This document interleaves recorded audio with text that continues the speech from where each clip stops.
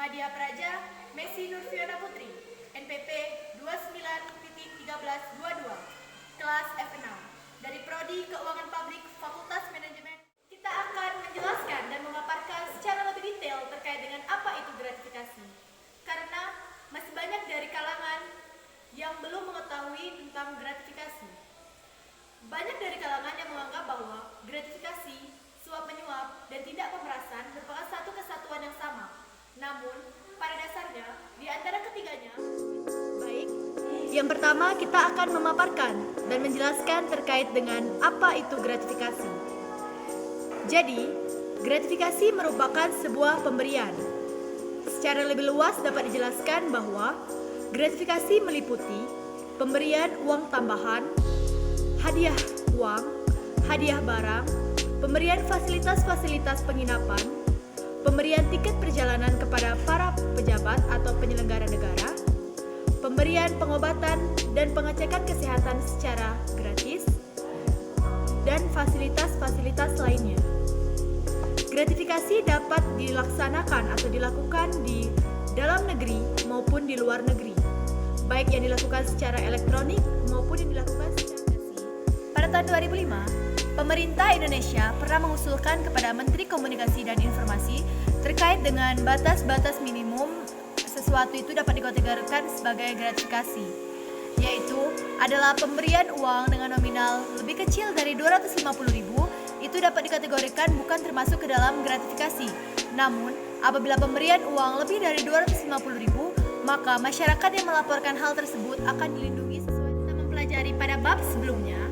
Telah kita ketahui bahwa gratifikasi merupakan salah satu bentuk dari tindak pidana korupsi. Tindak pidana korupsi sendiri telah diatur di dalam peraturan perundang-undangan yang mengikat, yaitu Undang-Undang Nomor 20 Tahun 2001 tentang perubahan atas Undang-Undang Nomor 31 Tahun 1999 tentang pemberantasan tindak pidana korupsi. Dalam hal gratifikasi sendiri, diatur di dalam Pasal 12B Jo 12C Undang-Undang Nomor 20 Tahun 2001, Undang-Undang Nomor 30 Tahun 2002, dan Undang-Undang Nomor 19 Tahun 2019.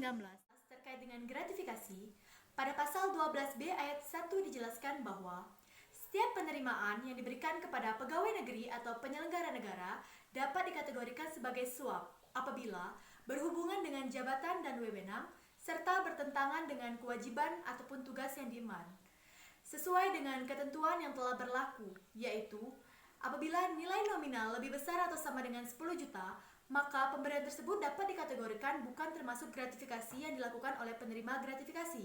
Namun, apabila nilai yang nominalnya lebih kecil atau sama dengan 10 juta, maka itu termasuk ke dalam gratifikasi yang dilakukan oleh penuntut umum. Sementara pada Pasal 12B ayat 2 dijelaskan bahwa sanksi-sanksi yang diberikan kepada pegawai negeri atau penyelenggara negara yang melanggar aturan tersebut, yaitu didenda sebesar 200 juta minimal dan maksimal sebesar 1 miliar, dan dihukum pidana seumur hidup atau minimal hukuman 4 tahun penjara dan maksimal 2. Pada pasal 12C dijelaskan bahwa setiap pemberian yang diberikan kepada pegawai negeri atau penyelenggara negara dapat dikategorikan bukan termasuk sebagai gratifikasi apabila pemberian tersebut dilaporkan kepada Komisi Pemberantasan Korupsi selamat-lambatnya 30 hari setelah. Telah dijelaskan bahwa Komisi Pemberantasan Korupsi harus telah menentukan apakah pemberian tersebut masuk ke dalam milik penerima atau. Pada dasarnya, pemberian gratifikasi tidak ditunjukkan untuk mempengaruhi keputusan dari para pejabat, melainkan hanya sebagai upaya untuk menarik perhatian. Selanjutnya terkait dengan gratifikasi, suap menyuap dan juga pidana pemerasan. Gratifikasi tidak bersifat transaksional atau yang biasa dikenal tidak adanya kesepakatan antara pemberi dan penerima. Jadi di sini memang terjadi secara langsung antara pemberi dan juga penerima. Sementara suap ini bersifat transaksional, yaitu adanya kesepakatan yang jelas antara sang pemberi dan sang penerima, di mana untuk mendapatkan suatu proyek yang akan berlangsung nantinya. Sementara untuk pidana pemerasan, itu merupakan paksaan yang diberikan oleh pegawai negeri atau penyelenggara negara. Sementara pidana pemerasan merupakan paksaan yang dikeluarkan oleh pegawai negeri atau penyelenggara negara kepada pihak lain dengan dasar penyalahgunaan terhadap kekuasaan dalam menjalankan kegiatan gratifikasi dilandasi oleh beberapa prinsip, yaitu yang pertama transparansi, akuntabilitas, kepastian hukum, kepentingan umum, kemanfaatan, independensi, dan juga perlindungan kepada para pelapor. Akan tetapi, terdapat beberapa kondisi yang menyebabkan gratifikasi yang diterima oleh penerima gratifikasi tidak dapat ditolak.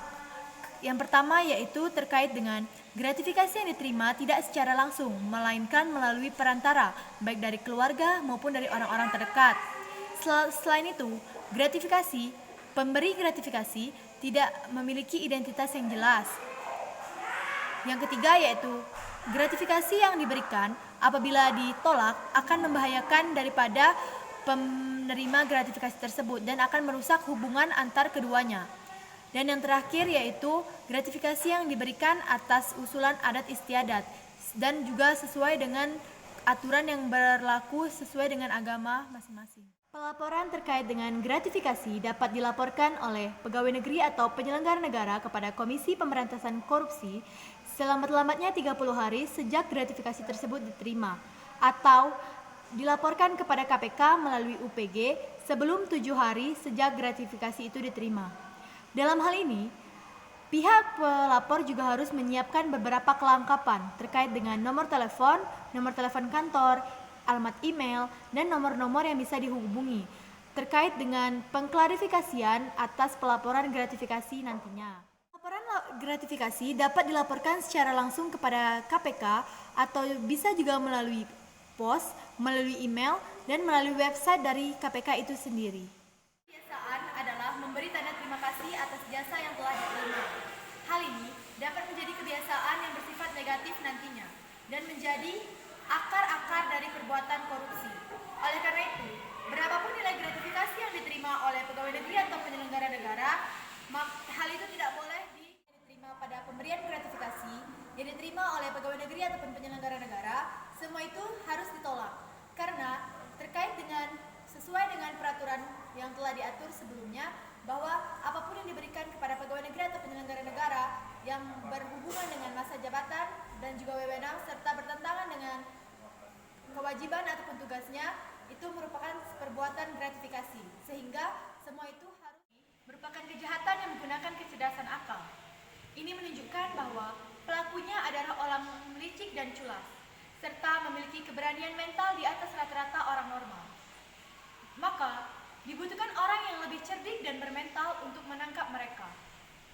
Jauhkan hidup dari keserakahan dan keutamakan, karena keserakahan adalah cikal bakal dari perilaku korupsi.